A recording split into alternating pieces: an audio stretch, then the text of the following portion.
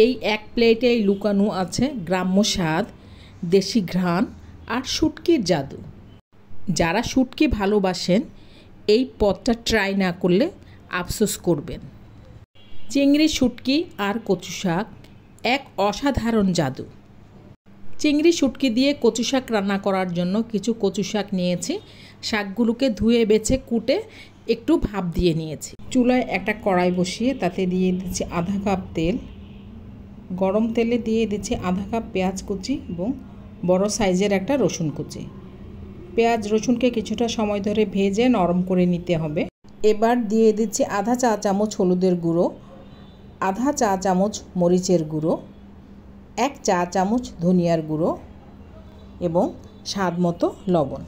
ভালো করে নেড়ে চেড়ে সব কিছুকে এবার কষিয়ে নিচ্ছি। কষানো মশলায় দিয়ে দিচ্ছি আধা কাপ চিংড়ি শুটকি। শুটকিগুলোকে আগেই ধুয়ে ভিজিয়ে রেখেছিলাম।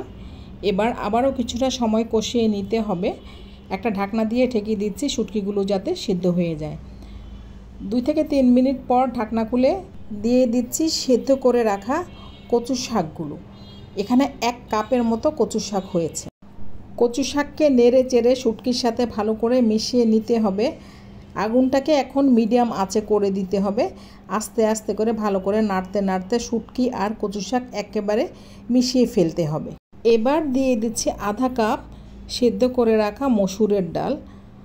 কচু শাকে মসুরের ডাল দিলে আলাদা একটা সফট ভাব আসে এবং খেতে বেশ ভালো লাগে।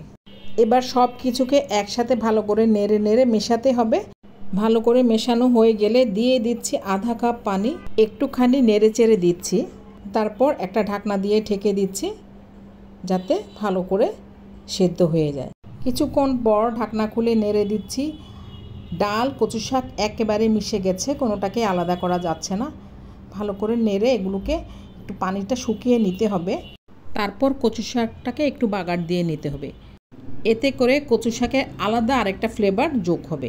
বাগার না দিলেও চলে, আমি সবসময় দিই তাই আমি দিয়ে দিলাম। চুলায় একটা ফ্রাই প্যান বসিয়ে দিয়েছি, তাতে দিয়ে দিচ্ছি আধা কাপের মতো তেল। গরম তেলে দিয়ে দিচ্ছি কিছু রসুন কুচি। রসুনটাকে কিছুটা সময় ধরে ভেজে নিব। ভেজে এটাকে লাল করে নিতে হবে। রসুনটা লাল হয়ে গেলে দিয়ে দিচ্ছি 2 শুকনো মরিচ আর 2 কাঁচামরিচ ফালি করে। তারপর আরও কিছুটা সময় নেড়ে নিব। এবার ভাজা তেল রসুন সব একসাথে কচু শাকের হাঁড়িতে ঢেলে দিব।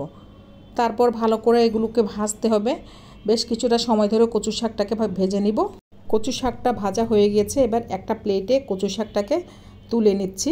এই শুটকি আর কচু শাক একবার খেলে বারবার খেতে মন চাইবে।